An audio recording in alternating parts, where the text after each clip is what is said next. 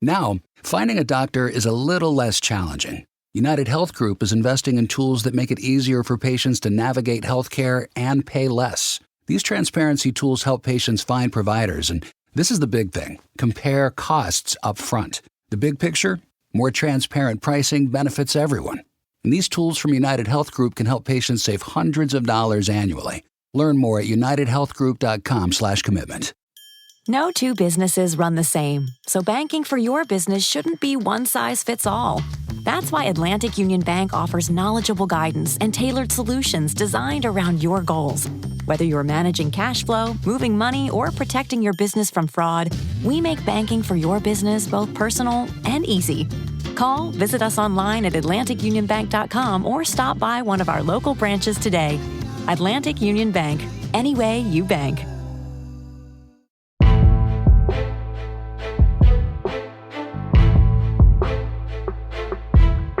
Since the beginning of the U.S. and Israel's war with Iran, millions of dollars have poured into bets on what happens next. These wagers take place on prediction market, like Kalshi and Polymarket.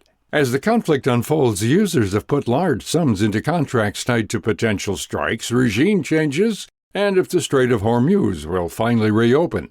But before we look at this weird trend, what exactly is a prediction market? And how does it work? A prediction market is a site where you can go to essentially bet on any type of event. And the way they work is you're betting yes or no. They're sometimes called like binary contracts because there are two choices, yes or no. And so that could be the case for any event. Do you think one battle after another is going to win Best Picture? Yes or no. If you bet yes and it wins Best Picture, you win money. If you bet no and it wins Best Picture, you lose money. That's Ben Schiffrin, Director of Securities Policy for the nonprofit Better Markets. When most people think about online betting, their minds go straight to sports.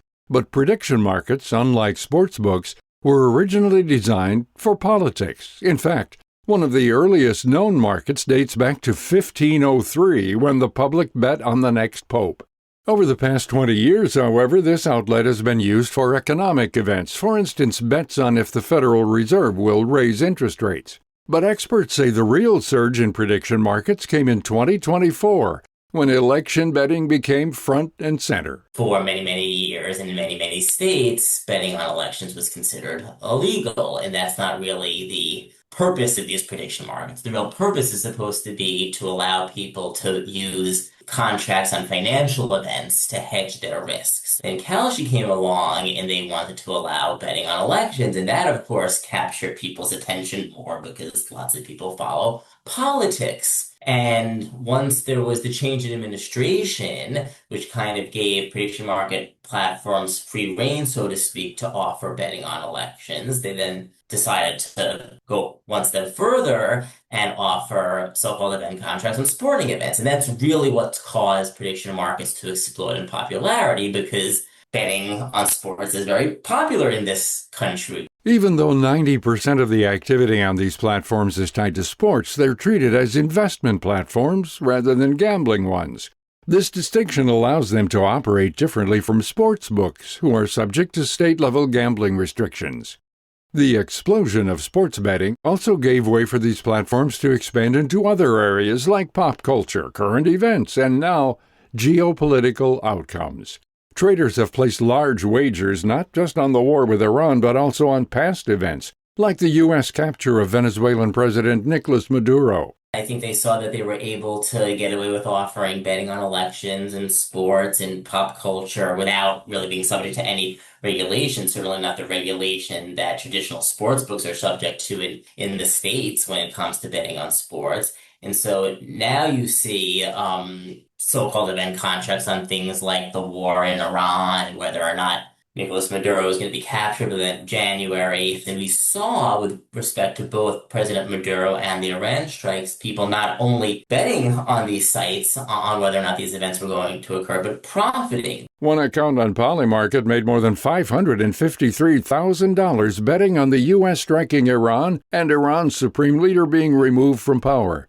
When reports surfaced that a handful of traders had profited from the contracts placed just hours before these events were publicly announced, the criticism came fast. Many experts raised concerns about insider trading, which is one of the top worries for Kevin Williams, an assistant professor of economics at Occidental College in LA. There's three different but all important concerns. And so insider trading, even in the typical stock market, is hard to police and is currently sort of being self-reported by these platforms. And so they probably don't have as strong of incentive to heavily police insider trading as they should. And so a general concern that these are not sort of fair marketplaces for a typical user, because unknowingly you're going up against people with inside knowledge who might even have the ability to affect the outcome. So that's sort of one major concern.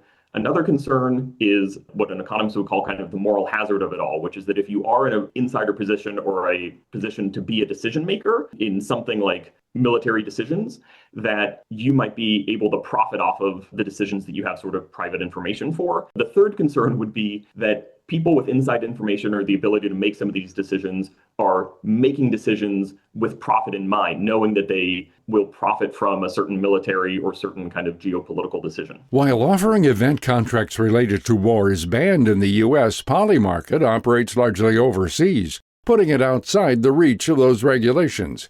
Kalshi, on the other hand, has found ways to work around these restrictions. Instead of using the word war, their contracts frame questions more indirectly. For example, asking whether a particular leader will still be in power by a certain date, which may imply they'll be either forcibly removed or assassinated. There was enough outcry over some of the markets related to like the use of nuclear weapons, things that were sort of directly tied to mortality or people dying, that they've sort of removed markets explicitly that allow you to wager on outcomes kind of directly related to death. But there are still markets about geopolitics, about war, about ceasefires. And if there's a market about whether or not there's going to be a ceasefire by the end of the month, sure, if you're betting yes because you think there will be, you're sort of making a wager towards peace. But if you're taking the no side of that market, right, you are essentially still trying to make money off the continuation of wars. Despite speculation that government employees are placing these war-related bets, there's no concrete proof. Even so, the situation highlights a dangerous risk to national security. So, what can be done? Currently, several proposals are making their way through state and federal governments aimed at better regulating prediction markets and the broader betting industry. I think there are a number of proposals right now in Congress to better regulate prediction markets, both with respect to the types of contracts. Should event contracts on sporting events be allowed? Should event contracts on pop culture be allowed? Should event contracts on elections be allowed? Or should we just return prediction markets to their intended purpose? On the state level, you have numerous states not necessarily passing or contemplating new legislation, although that might be happening, but taking enforcement actions against these prediction market platforms for violating state laws governing betting, governing gambling. The states that do allow gambling do so under very strict parameters. So the states are saying that these prediction market platforms are acting in contravention of those state laws. And then, of course, there are some states where betting sports isn't legal, and the states are saying you're allowing our residents to bet. One piece of federal legislation currently under consideration could, if passed, ban prediction markets from offering contracts related to sports. For both Kalshi and Polymarket, this would be a devastating blow to their business.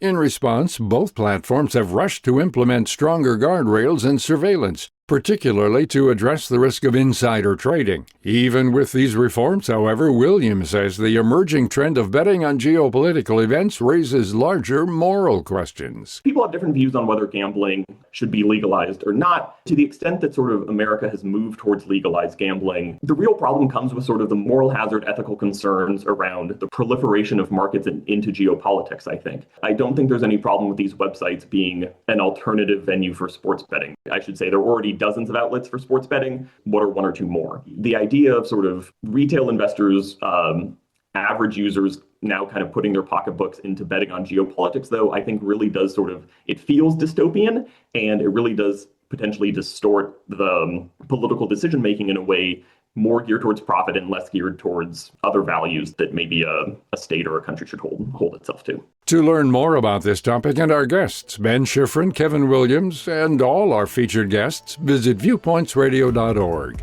This story was written and produced by Grace Galante. Our executive producer is Amira Zaveri. Our studio manager is Jay Silvers. I'm Gary Price.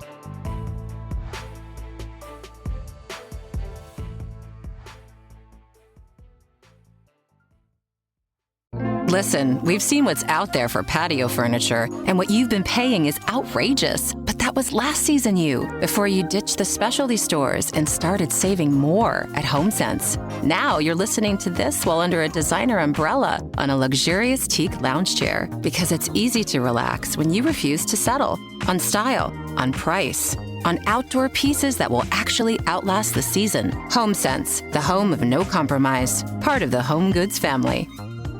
At Nature's Bounty, the belief is simple. You already have a brilliant body. Supplements just help support your journey. For over 50 years, Nature's Bounty has offered vitamins and supplements to help you eat, sleep, thrive, repeat. From magnesium glycinate for heart and muscle support to hair growth capsules for fuller, thicker hair. And probiotics with 20 billion live cultures for digestion.